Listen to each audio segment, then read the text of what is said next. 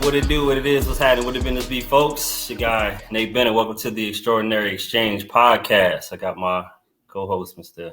Casey Gilmore. What's good, Case? What's happening, y'all? Good to be back. Yes, sir. Yes, sir. We are powered by the Extraordinary Investment Group. We 12 Black men who are in the community building legacies through education and smart financial strategies. So as we learn stuff, we give it back to the community, and we're going to learn something new today. It's an industry that's booming right now. We got a subject matter expert who's, serial entrepreneur of sorts. Somebody that, as I've researched and got to meet through Mr. Sean Sears, shout out to Sean, who put this together, one of the E.I.G members. Just seeing everything she's had her hands in and the influence she's had on this industry has been really inspirational, really dope to see. So she is a marketing specialist, strategist in a specific space. I'll let her explain that. She also does yoga. She also, again, just a dope individual. So please welcome the CEO of Plant-Based Marketing Consulting, Mrs. Dana Gordon. What's going on, Dana? What's up? How y'all feeling? I'm happy to be here. Thank you for that great introduction. Welcome. Absolutely. So yeah, just give everybody a brief intro of exactly who you are and what it is that you do in a nutshell. Okay, so I'm Dana. I am the owner, CEO of Plant-Based Marketing Consulting, and what we do is we offer organic marketing solutions, specifically for wellness-based and community-driven companies and organizations. So that pretty much ties into who I am in a nutshell, because wellness is something that has always been a passion of mine. I will say that I've definitely dived a lot deeper into it in the past couple of years, and we can, get into that in a little bit. But wellness is something that's always driven me. I've always been an empath. I've always been looking for ways to help and heal people. There was a period of time where I didn't want to do it anymore because that path is a little stressful, but we got back around to it. We always come back to ourselves. And that's how plant-based marketing was born. I'm born and raised in Baltimore, Maryland. And yeah, I think that's it in a nutshell. So wellness. Define wellness in your, I guess, in the way that you convey it to your customer. Okay. So wellness to me is any pathway or any journey that leads people closer to themselves or leads people back to themselves, is what I would define wellness as, in general. I think that wellness, again, has anything to do with bettering yourself, bettering other people, which is really why that's like the bread and butter of my organization, because I do feel like marketing, the field of marketing itself is very fast paced. It can be very energy draining. It can also be a little manipulative because your job is to get people to, buy X, Y, and Z, this, that, and third. So to incorporate wellness into it just comes full circle of tying that organic piece of it and just being really authentic to self and really just marketing for people who are rooted in wellness and rooted in community and want to do better for themselves and other people. So yeah, so to me, wellness is any path, any tools, any practice that you use to get closer to yourself and better yourself and other people in the process. That's real. I appreciate That's the first time I've ever heard that. That's dope. You always hear about healing because I'm in the medical field, so you always hear about healing and bettering yourself, but never getting back to your authentic self. I like that. That's deep. Yeah, because we're naturally taken away from ourselves, from a very young age. There's so much noise, especially with social media and how fast paced everything is. And they throw in all these different, messages at you. So, we from a very young age, but our parents have an impact on us. They influence our decisions and how we think. So when you become an adult, it's really a constant process of oh shit, this isn't how we're supposed to be thinking, it's a whole unlearning process, and that's all wellness. That's real. That's real, man. Just like you said, unlearning a lot of the stuff that we've learned, and we, in different podcasts, we've talked about unlearning political stuff, unlearning what our parents taught us, unlearning, what I'm saying, just unlearning, and defining that in the wellness, and realizing that part of wellness is the deprogramming. That's deep. That's fire. Yeah, I remember one of my favorite classes when I was in school, and going to University of Maryland was sociology class, and just learning how society has such a strong effect on everything we do, even before we're born. Like you think about it, we have these gender reveals out in society, and if it's blue, we thinking about trucks and football and sports, and if it's pink, we talk about Barbie dolls and ponies. You know what I'm saying? So we're already socializing our kids to think a specific way to get outside of who they naturally are, which we don't even know yet. So yeah, it's got a strong impact. But um, so you being an empath and trying to help people get back to themselves. I love a good origin story. So like, what inspired you to get into this space specifically with the marketing aspect of it? Yeah, it's a kind of a long story. We're gonna try to squeeze it into a Yeah, nutshell. this is your platform. We just facilitating the conversation every time. Well, I appreciate that. Well, so um it's always been something that was very innate. The wellness piece has always been very innate and natural to me. Like I said, I've always been an empath. Always been very emotionally intelligent, very good at like reading a room and reading like people's energies and the vibes that they're giving off. Marketing, I honestly more so stumbled across marketing. Um, I went to college for communication studies with a minor in public relations, and honestly, didn't know exactly where I was going to go with that. It was just kind of like you go to high school, you go to college, you graduate, like that's just what you do. That was just like the system. So it was just what I did. I didn't have a concrete plan in my mind at the time of exactly what I wanted to do with my degree. I also am a dancer, so I've always been a movement artist from a very young age, and I feel like that also kind of plays into the down the line because movement meditation is like one of my favorite things to do. Um, in middle school, I discovered Janae Aiko, and she was honestly a big inspiration for me diving into some of those wellness practices, starting to look more into meditation, looking more into chakras, sound bowls, and things like that. So she was also a big driver of my initial wellness journey when I was younger. But again, stumbled into marketing. When I got out of college, I came across a job opportunity to do copywriting, blog writing for a digital marketing company. And within that, this was like, was it 6 years ago? This is a long time ago. Okay, so anyway, so this was like 2018. I got my first job out of college. I just happened to stumble across this. And like I said, we were doing blogs and we were also posting them to social media.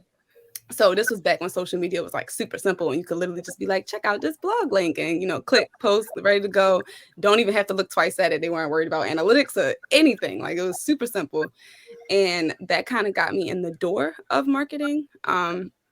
So to speak, and also the world of social media. So I don't think I actually like said this, but the my niche within my marketing currently is content creation and social media management, mostly because I think that's where the biggest need is, but also just realizing again the importance of it and how you can use it to promote things that are beneficial and all of that good stuff. So that's kind of my lane as it stands currently, but I also offer like email marketing, tech strategy, and things like that. So going back to my story, first job out of college, I always had a marketing job, and then I always had like a people facing job because my strengths again are rooted in people. I'm an empath. I don't know if you ever done the Clifton Strengths tests, Mhm. but 4 out of 5 of mine are relationship building. So like connectivity, being a relator, all the things. Um, so I kept restaurant jobs for the most part. And so I would do my marketing during the day and then I would get my social interaction, that, genuine interaction with people throughout the evening time. So fast forward to good old 2020, Yeah. um, which shifted a lot of narratives for a lot of people. But 2020 came around. I had actually decided 2 weeks before the world shut down that I was going to let go of my freelance marketing job. It was fully remote. Freelance was perfect for the climate. I let go of that 2 weeks before the world shut down, was going to take on a role as restaurant manager of the restaurant that I was working at. Now, this was like strictly financial in mind. I'm like, the money is great. Like this makes the most sense for me to, I was trying to move out of my house. I just came home from college. I didn't want to be there. I was like, whatever can get me the money so I can get back out the house. Um, So I did that. And then, 2 days before my management training started, everything shut down. And I'm like, and in my mind, 2 weeks before that, I'm like, the restaurant industry will never die, and then like, swoop, Yeah, it was gone. it was gone like Oh, fast too. So that happened. I ended up laying myself off actually because it didn't make sense for me to stay there when they were giving out so much unemployment. So I right. asked them to lay me off. And I was out of work from April until September. So whenever they started to announce that they were about to, stop doing the extra funding for unemployment, I was like, okay, Dana, we got to figure something out. And I don't think it's restaurants. So I went back to the orientation to go back to my job, and the stuff that they were saying post COVID, I was like, yeah, I can't go back here. So way too many rules. I got 3 more job, descriptions. It's too much. No Right. increase in pay. We're not doing this.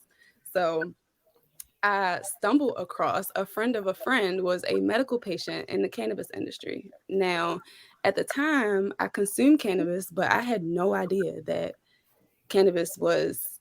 I had no idea about the medical industry in Maryland. I didn't know about any of it. I didn't know a thing. Okay, I just knew that I liked it, and that was that. So he lets me know that he shops at this dispensary and it's hiring. I'm like, oh, let me go see about that. Like, let me just try my hand at it and see. And ended up getting the job with my marketing background in mind. And then come to find out, this was like one of the top 5 dispensaries in Maryland, but I didn't realize at the time how reputable they were. So that really changed the game. That really pivoted my career into the direction that it's kind of in now. I ended up working my way up within about 6 months because so many things were changing at the time. So I started, as a patient advisor, um, started helping out with the blogs, I believe like a month in, because they had the marketing background in mind the whole time when they hired me. Um, and within 6 months, I was promoted to like the marketing manager, ended up opening up a second location, helping them get that done, ended up becoming the marketing director. So that was like what do you call, like, I guess the most substance of my marketing career, where I had my hands in like everything. I had my hands in events. I had my hands in, ordering swag, ordering merch, like TV promotions, digital promotions, like the loyalty program, literally everything. I was doing everything. Mhm. So social media as well. And so essentially I took this knowledge, and then there was one more pivotal moment that I'll talk about. So at this time, I was really honed in on marketing. Even though I was in the cannabis space, I had gotten very far away from wellness in general. It honestly was such a fast paced work environment, and the expectations were so high that it ended up being a little bit counterproductive because it was somewhat of a toxic, draining work environment. But we were supposed to be promoting this substance that's like good for people, and it's like contradictory. I'm like, what? This wasn't what I expected going into it. And while it was fun, there was definitely some elements that I just couldn't get past within this cannabis industry.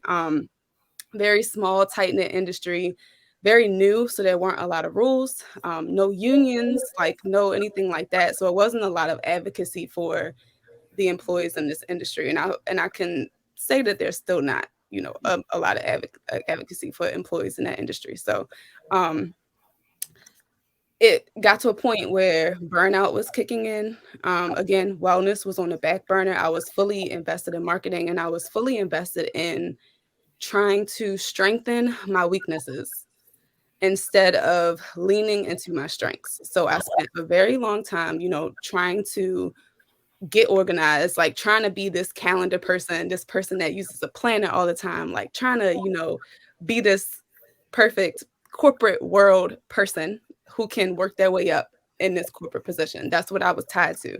And again, that obviously leads to burnout because I was ignoring all of my strengths. I was looking at it like, how is it being an empath gonna make me money? Like, how is like how is me relating to people gonna get me being like a CEO and making all these millions? So my mind was not in the right Right. place, obviously. Um, and tied with the toxic work environment, it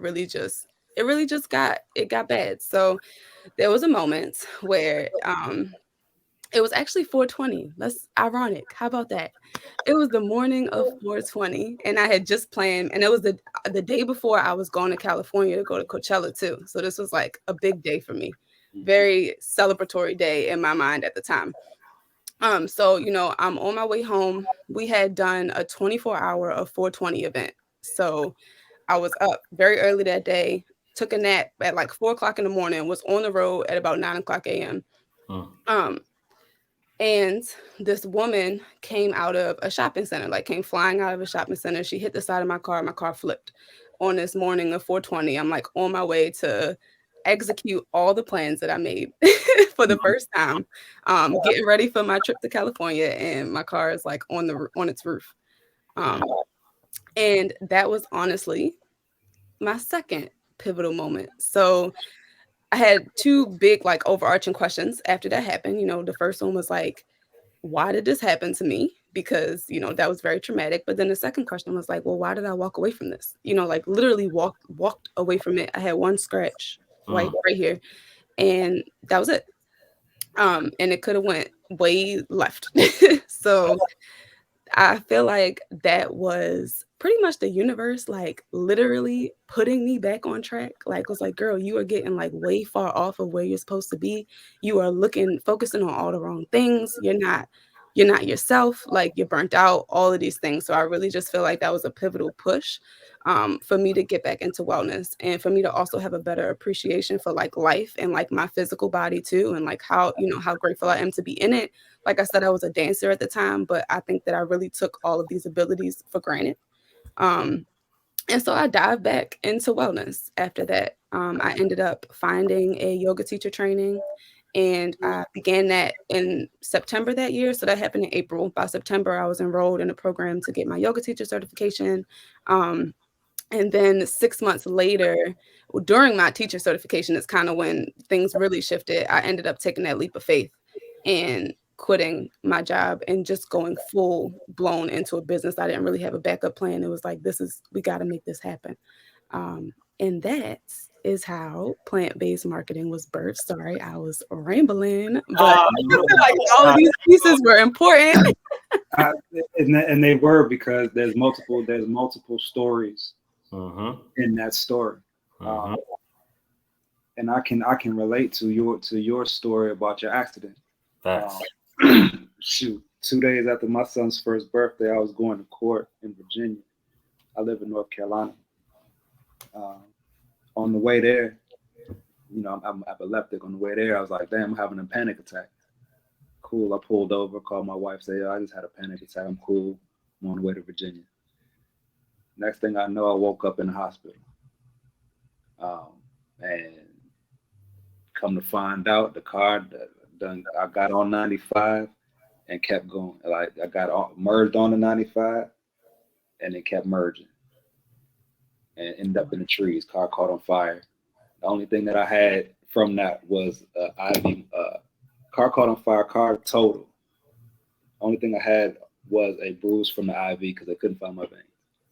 Right, and so we talk about purpose, and it's like, boom. If y'all seen that car, I shouldn't be here. You know what I'm saying? And it's like, all right, where we go from here? What's this purpose? What's the meaning? So, and at a young age, I was about 28, 20, about your age, which you are now.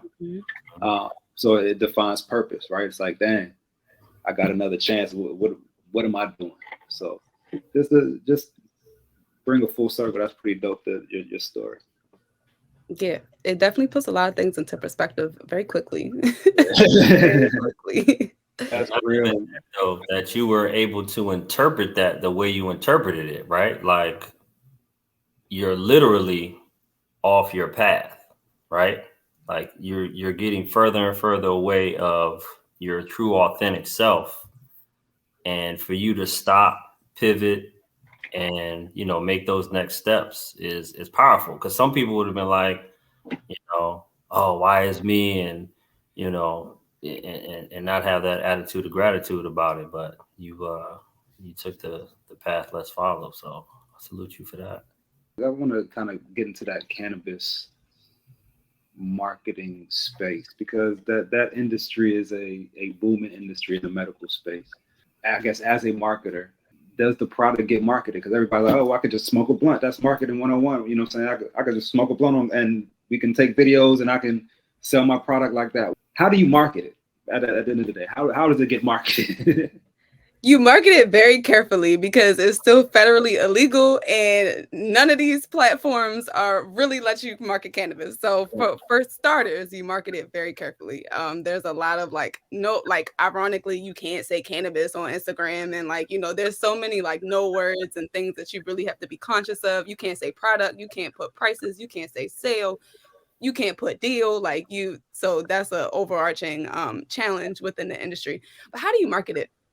I mean, it I want to say it seems like cliche, but it's like you would think that it markets itself, right? And the industry also thinks that it markets itself. So like marketing is kind of new in the industry now, that and specifically in Maryland too, because it's gone recreational. So now like a lot of competition is about to open up.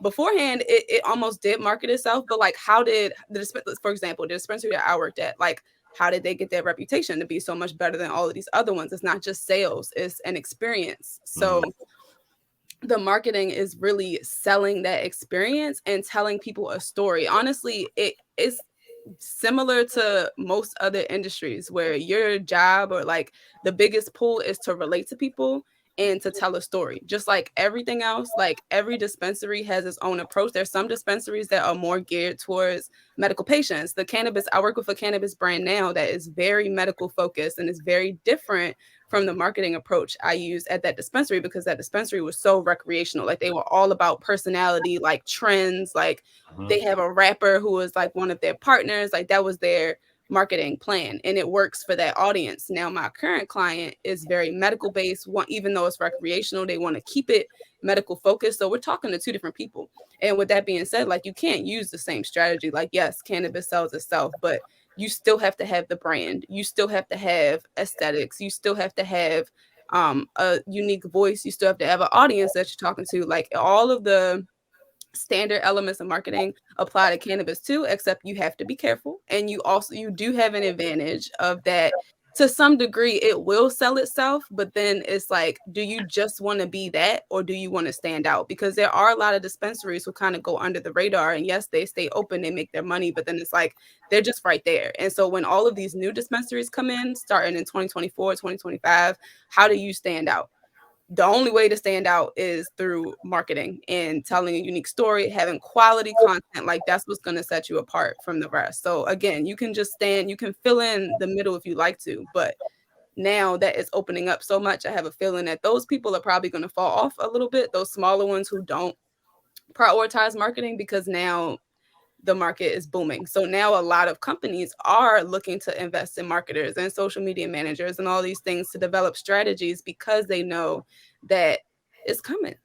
And there's not just these set amount of dispensaries. So long story short, it's very similar to other industries when you talk about cannabis marketing, and that you still have to have the brand kit, the strategy, the logos, the audience, like the story. But my biggest thing, because I'm very much about organic marketing, and also in cannabis you're forced to use organic marketing because you can't use paid ads, is really telling a story and relating to your specific audience and doing it well. So at the end of the day, I think one of the core things with all marketing strategies is who you're talking to and how you're talking to them, to really maximize that space, because that percentage of like loyal customers, those are who bring you the most money, are the ones that keep that 20% that keep coming back, make you 80% of your money. So That's right. yeah.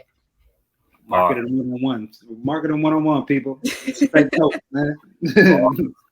Value through storytelling, through all the. So I'm kind of like the marketing guy for our Extraordinary Investment Group, but in all the training and the education that I do, it all comes back to adding value through storytelling, just like you said. And a lot of people don't target their target audience. They're just like, oh well, everybody who partakes, I'm just going to go ahead and market to them. Well, no, let's go ahead and double down and really fine tune and know exactly who that audience is. How do they talk? How do you communicate to them? What do they relate to? and focusing on that. So that's absolutely dope.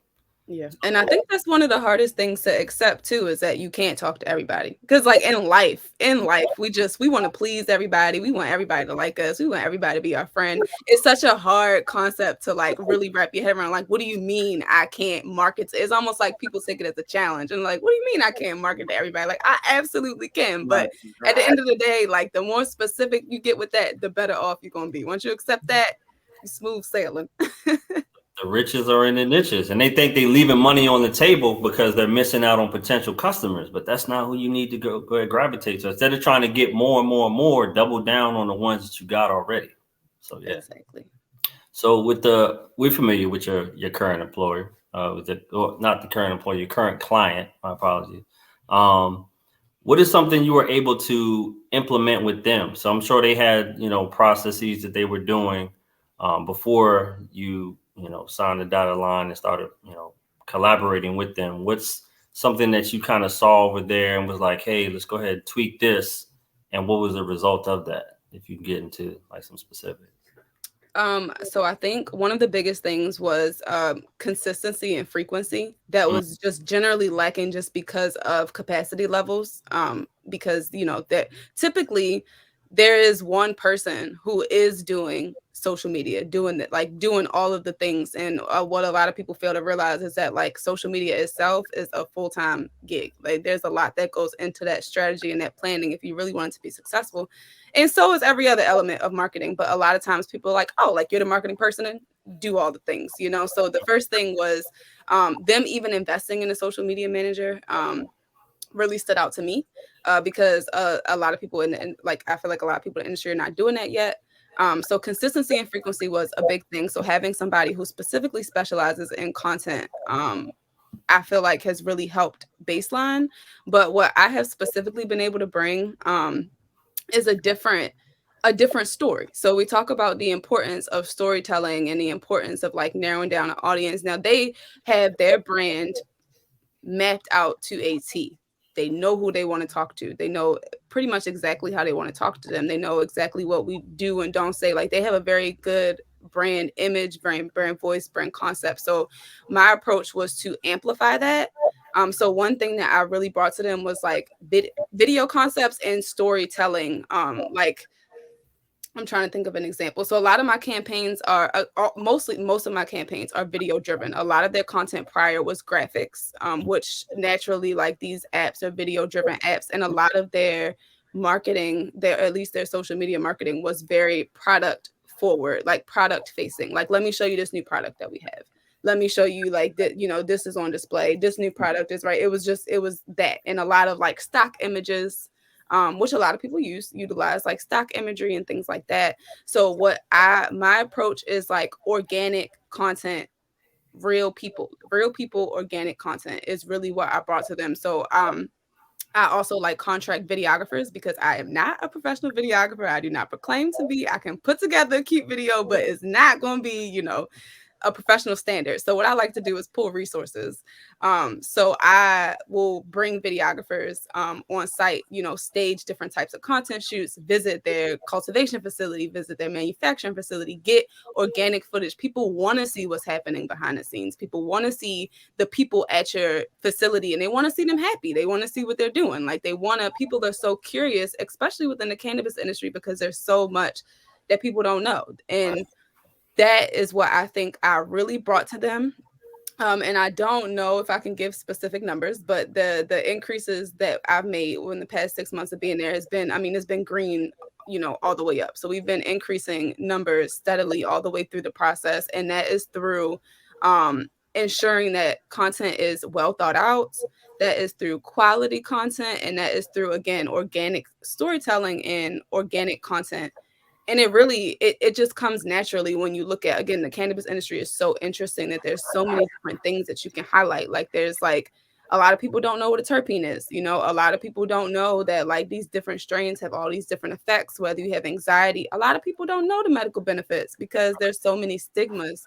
So there are so many stories to tell. And what I brought to them was executing those story visions again through high quality video content with organic people. And that's that's been my biggest, I guess I would say, success and accomplishment since I started working with their pages. So is there, we talk about content and getting the content out, getting the content created. Is the engagement the same type of thing? Like, if we're showing a video or some content and it has a certain number of likes, follows, views, whatever, does the engagement of comments, does that follow? Or is that all in the same like realm of scope? So different posts for different strategies. So yes, they all fall under the same scope. So whereas some people, not some people, some posts are driven towards engagement. Some posts are more driven towards maybe like shares. Some posts are driven more towards comments. So like if your focus is genuinely on getting people to comment under the page, then you really want to focus on a call to action. You really want to focus on maybe like a giveaway post is always like a for sure way to get comments, boost engagement.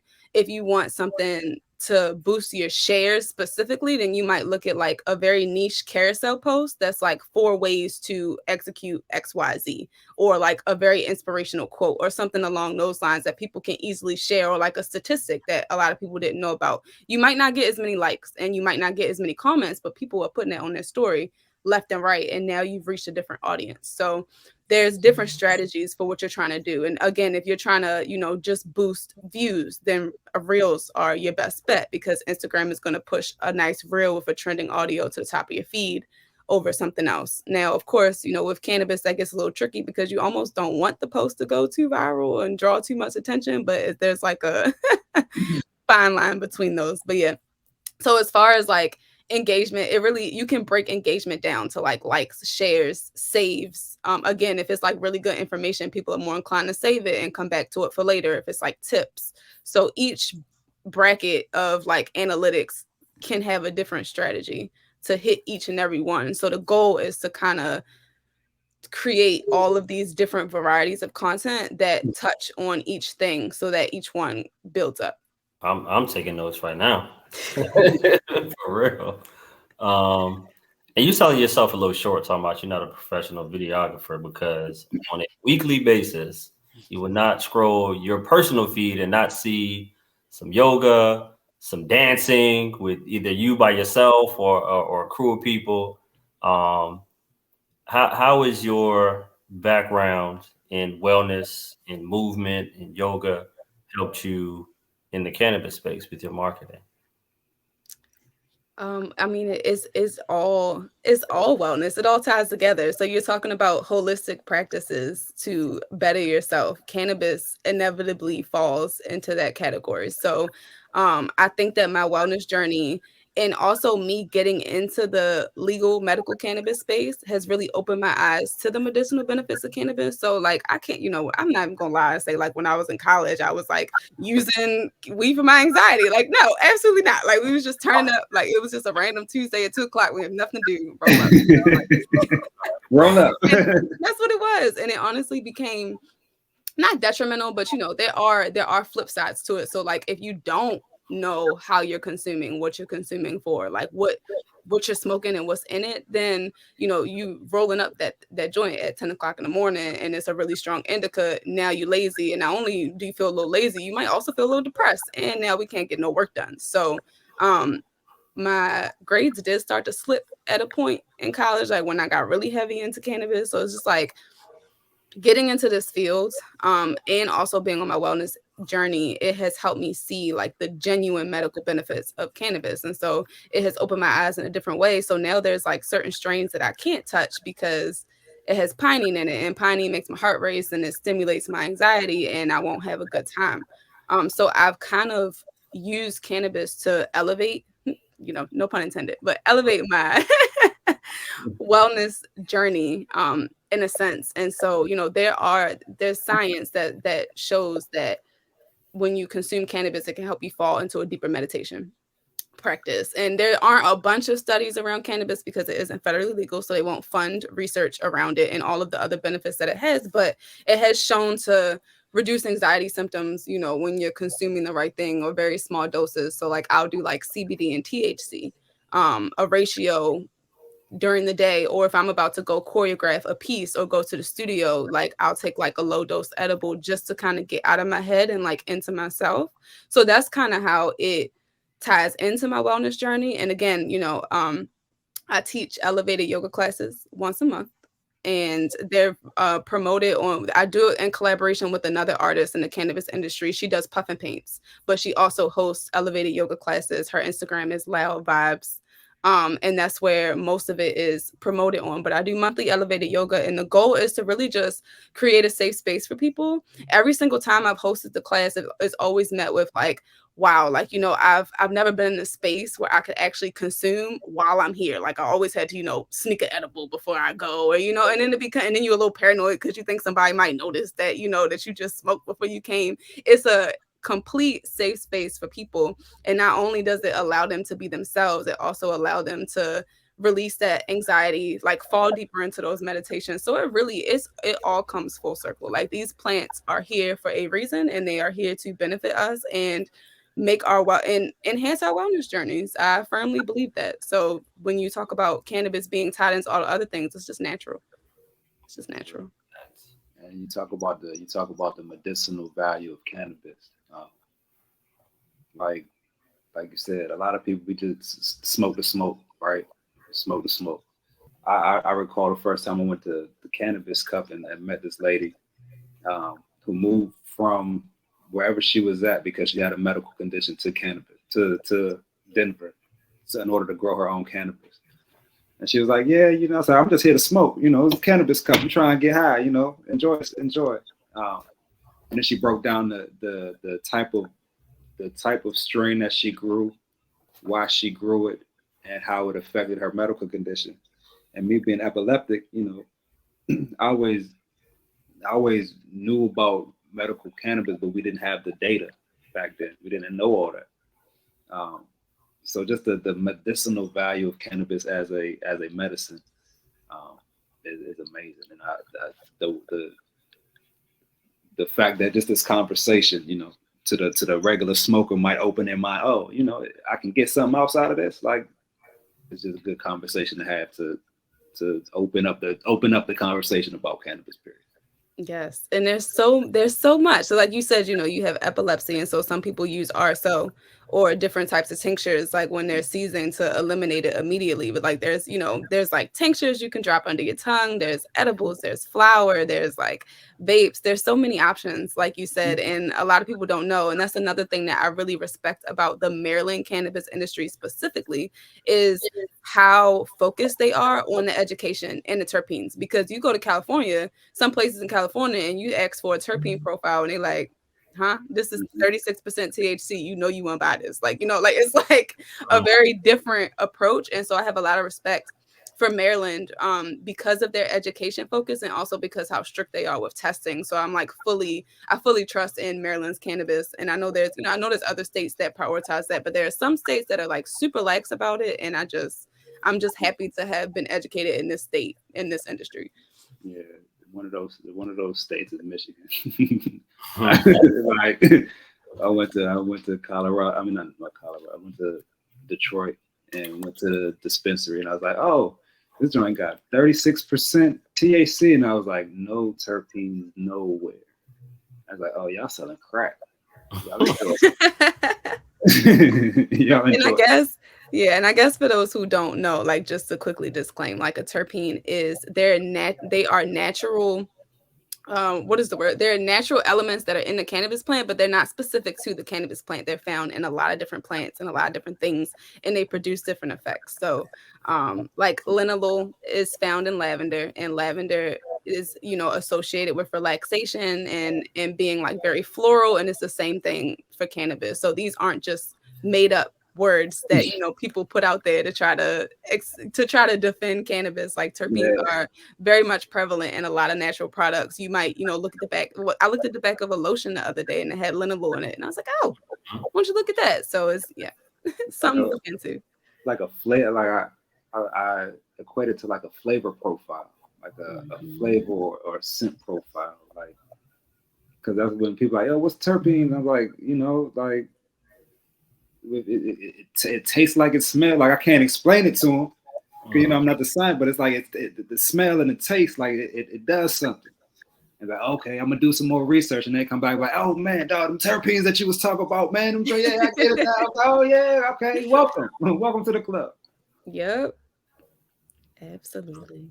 So talk about the education real quick. How is the education portion of the marketing in this space help the space in general? Like you said, like closing that gap, not just with people who aren't familiar with the cannabis industry, but people who have been partaking most of their lives that don't understand some of the medical benefits of it. How's that been beneficial for y'all and in your marketing strategies? I mean, it's such a niche, like it's such a niche industry, and it's such a niche topic to talk about the medical benefits, that I think that it almost is, I don't want to say is the foundation of the marketing, but sort of. Yeah, it's almost like the foundation of the marketing. There's so many opportunities to educate people in this space, especially because Maryland just went recreational July 1st. So there are millions of people coming to dispensaries now who, again, like you said, either maybe it's their first time smoking, maybe they've been smoking for their whole lives and they just stepped foot into a dispensary. But one thing that I always kept or tried to keep in, the store that I worked in was like terpene identification cards, so that people can take them with them and learn about them. So from a marketing perspective, it really makes the marketing a little bit easier, because again, there's so much to talk about. Like there's so many terpenes, there's like the endocannabinoid system and how like cannabis absorbs in your system and how that can help with different ailments. How it helps keep your body in like a stage of homeostasis. There are so many benefits to it that you can literally create an entire marketing plan around educating people on cannabis. And then of course there's like the in and outs of the grow facility. Like the cannabis is a very intricate plant to grow. I have probably visited like 4 grow facilities, and some of them I've been to multiple times, and I still cannot get a full grasp around this grow process because it is so complex. There's so much science behind it. Ironically, my company is called Plant Based, but I do not have a green thumb. Okay, I struggle to keep plants alive, Yeah. but that's okay. That's another story for another day. We grow Um, businesses, not plants. yes, All exactly. right. We're talking healthy lifestyles. We're not growing plants over here. I admire from a distance, and I don't touch plants because I don't want to mess nobody's plants up. I have that. We go businesses, not plants. I like that. But yes, that's a big, so there are people starting to do like grow classes and things like that, which get a lot of traction. Anything that has to do with like the growing or even like making edibles.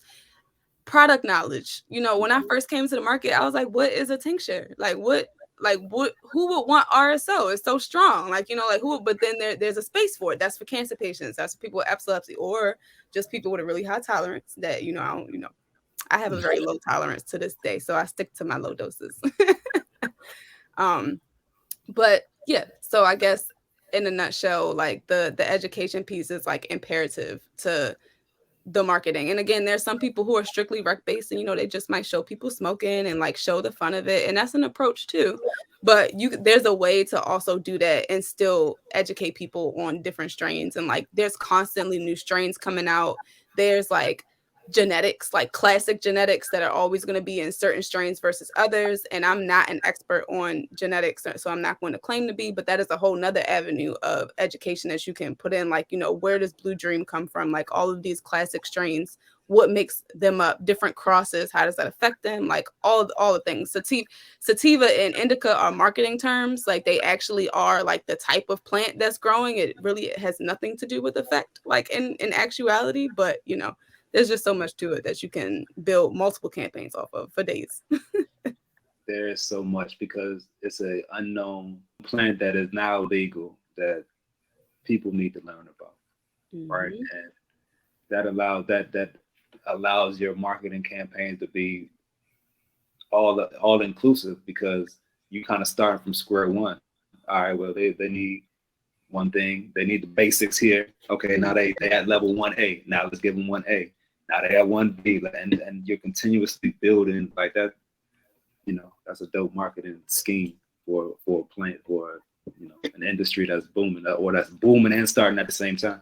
Yep. And that's the overall goal for all of this is to break the stigma. Like the Mhm. overarching goal at the top of everybody's line is to break the stigma. So with that in mind, it's like how can we effectively break this stigma in a way that's like approachable to a person, like all this. I'm a walking like marketing campaign for breaking the cannabis stigma. Like when my dad first found out I consumed cannabis, it was not a good time.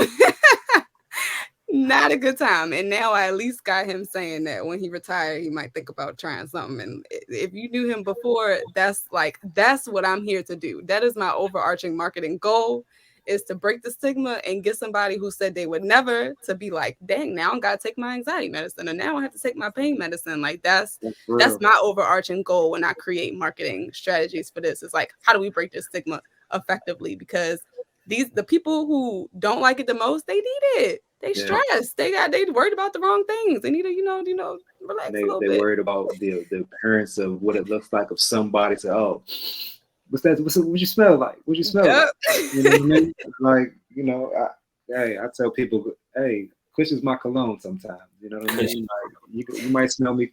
Sometimes you might smell me coming around the corner, but you know you ain't gonna have no problems. I'm gonna be relaxed. We gonna have a good time. You know, Exactly. You smell liquor on the breath. You don't know. You don't you know what don't type of person you gonna get when you smell liquor exactly, on the breath. exactly. So it's a great man. I hope that that the conversation continues to grow amongst the people because you know aside from the political aspect of cannabis, the opportunity um, for people who look like us or people who are you know may have had some type of history or some type of criminal record to get into a space where it could be profitable and you don't have to be the pushing man no more. You don't have to be the dealer. You don't have to be the grower. There's so many different avenues because now this is a Mhm. fungible business model that you know we have a lot of people who look like us who smoke, but they smoke the smoke. But now it's like, boom, I can learn about this and I can give everybody the benefits. Kind of like I hate to say it like this, but how they talk about church. So you tell somebody and you tell somebody and you tell somebody and you tell somebody and you tell somebody. You know what I mean? Hmm. And it's the same. It's the same type of philosophy. It's like, hey, this ain't as bad as they make you seem, as they've taught you. You know what I'm saying? Hey, shit, I'm high right now. We having a perfect conversation. You know what I'm saying? Like, it's just stuff like that we have to keep that conversation moving. Exactly. I want to get into the elevated yoga real quick because we kind of touched on it, but we didn't. Um, for people who are familiar with yoga, not familiar with yoga, can you give them like the science behind yoga, behind like the chakras, all that real quick? And then I just want to ask because of cannabis and being elevated and being high and being in your spirit, um, how how do those two go together? So yoga is a practice. Some people define it as a spiritual practice. It really just depends on it really depends on you and how you utilize it. But yoga is a practice, almost similar to my definition of wellness, where it brings you closer to self. Yoga is a practice to increase your self awareness, and to really like get to know yourself and spark what's in you. Is yoga is a practice for that. So, and a lot of people associate yoga with a physical practice, like we doing sun salutations, we doing poses, we doing all the things, and that is a element of yoga. But yoga has 8 limbs. So the asanas, which are the physical postures, are just one limb of yoga. The goal of the physical practice is to help you dive deeper into your meditation at the end of it. So the goal of the physical is always to bring you deeper into stillness. So if you ever go to a yoga class and they don't end your class with a meditation, don't go back to Money that back. yoga Why class. in that right class? They should always at least end. It's ideal to start with a meditation too, but you always want to at least end with a meditation because that is the point. The point is for you to fall deeper into your rest, fall deeper into yourself, fall deeper into your meditation. So there's 8 limbs of yoga. One of them is meditation. One of them is like specific concentration and focus on something. One of them is a manifestation. One of them is pranayama, which is breath work. So all of these elements work together to essentially bring you to your highest self, your highest peak of self-awareness, which inevitably brings you on a healing journey and helps you to unlearn those things that you thought you knew before, break patterns and break toxic habits is a big one, because once you are aware of a toxic thought pattern, it starts to immediately lose its power. And that seems very like duh, but is you'd be surprised like how many people are unaware of the things that they do. And I mean, and it takes a lot to get to a point of full self-awareness. And that's another limb of yoga. Is called samadhi, which is surrendering. And that's like the ultimate goal that most people don't get to. Like when you picture like the monks like on the top of the hill, and they sitting there like forever with their eyes closed, and they don't eat and they don't sleep. Like that's like the ultimate goal that most people in this human life, especially this American life, don't reach, because there's so much noise and so many distractions. But that's the goal, is to completely surrender to the universe, completely be within yourself, so that you don't need anything else but you to make it through this journey, is the ultimate goal of yoga um, as a whole. So um, excited to spread that knowledge. I'm actually starting a meditation teacher training next week. So I'll be a certified meditation teacher as well. And we'll be able to expand on my practice and guide people in that as well. But as it pertains to cannabis. Cannabis is an effective tool for releasing anxiety. It also helps relax your body, relax your muscles. It can help with chronic pain as well. So when you're talking about a physical yoga practice, consuming cannabis beforehand can help to release tension, which can help you fall deeper into poses. And then the overarching tie between cannabis and yoga, when you search on Google, when you look for like scientific research, is its ability to help you fall into a deeper meditation, because it's so relaxing, because it releases that anxiety, because it gets you out of your head and kind of quiets those thoughts. That's like the first step to meditation.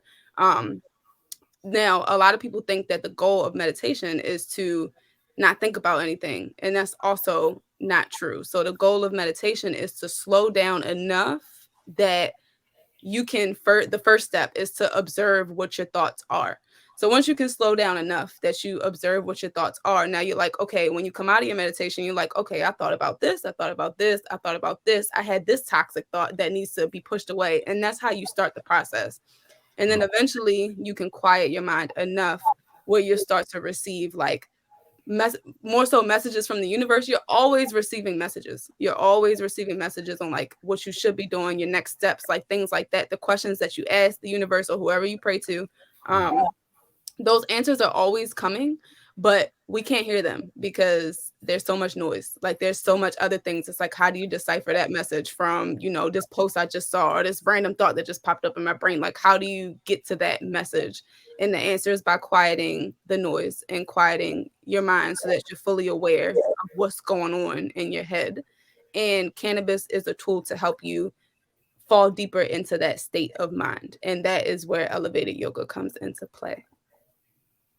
So that was a long-winded response. I'll be rambling. No, no, I'm, no. I'm internalizing everything you said, because That's yeah, I'm about to say, because Case knows he's known me longer than he hasn't, and you know how calm and cool and collected I am, right? But that's just me on the outside. On the inside, I be thinking a lot of stuff. Like my mind is always racing, and my meditation, because meditation could come in different forms. It's not sitting there slow. You know what I'm saying? It's my me time.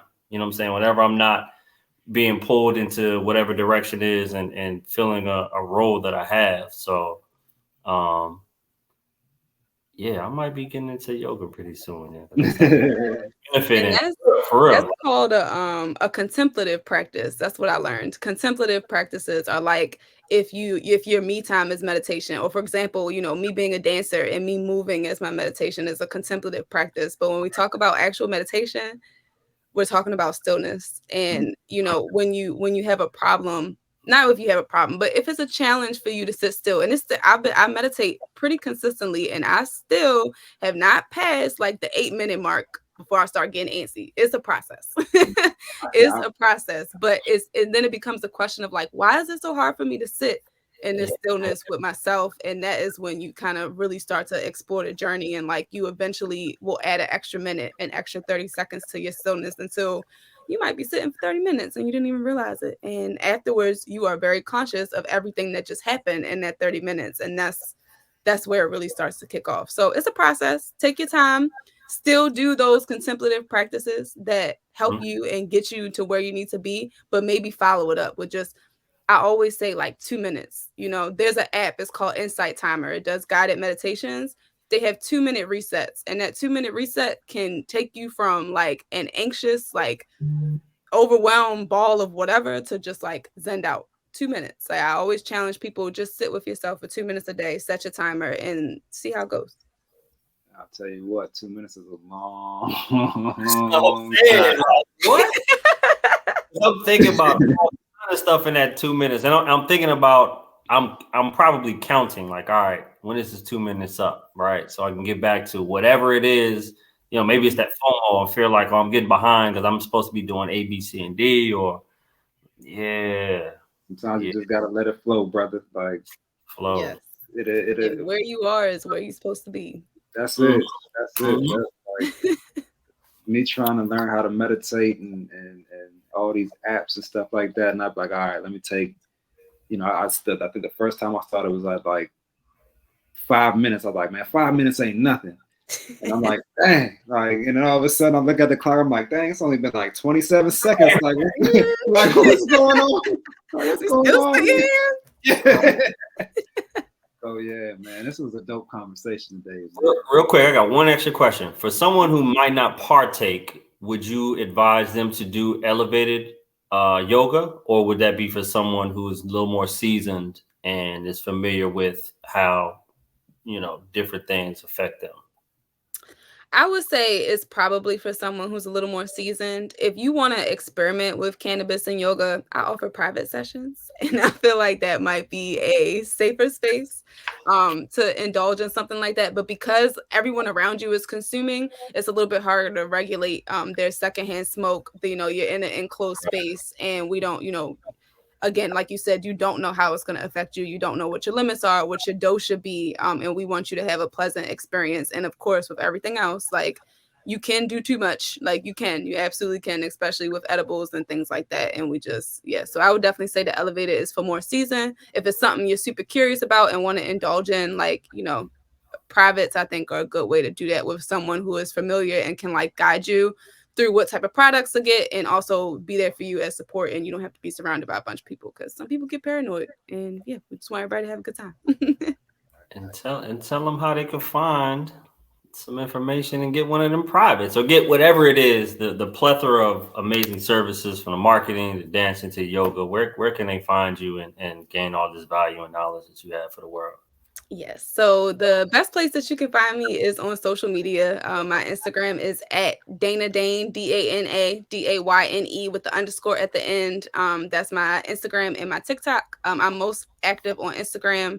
I do have a website. It's still a work in progress, but plantbasedmarketing.co is my website. That's being rejuvenated. But those are the two best ways to find me currently. So yeah, definitely follow me, hit me up, all the things. I'll be here. The website kind of dope though. I wouldn't tell that was under construction, but thank you. I appreciate that. and we might be able to help you with that. Matter of fact. Right? Well, listen, yes, please do. I actually just got accepted into a program called Empower Baltimore, and it's sponsored by GoDaddy. So we'll be building our own websites. But if that don't work out, I'm gonna hit you up. Congratulations. You got extraordinary business solutions. We hooking people up, so let's get it. Thank you. Man, this is a super dope episode, man. Super dope episode, man. I hope that the people were able to learn a lot about cannabis, about plant-based marketing, consulting, and just about wellness in general, man, and keeping your head on straight, and knowing that sometimes it gets rocky and rough out there, but everything will be all right, man. Just trust in yourself, man. Absolutely. You know what I mean? For sure. What you got for him, Bennett? Nah, man, you just landed that joint, man. That's a beautiful way to end it. Because as you were saying it, I was just thinking about all the things, the stories, the nuggets, the gems, from specifics about marketing and yoga and cannabis to the theoretical stuff. You know what I'm saying? The lessons and the stuff you had to kind of read in between. And I think that's the value we provide here. And the guests don't talk about this beforehand, but through their stories and through their experiences, people are gaining knowledge and education, and it's helping them along their journey. So yeah, I'm happy we were able to facilitate this, and you were being so transparent and sharing your journey. And yeah, this is dope. I love this. I love this podcast, bro. Yeah, this is fun. Happy to be here. That's That what happened. I kind of felt like Jerry Springer right there. You know, Jerry Springer. No, I thought. Let's go. But yeah, with that being said, we appreciate y'all rocking with us on Extraordinary Exchange Podcast, and we will holler at y'all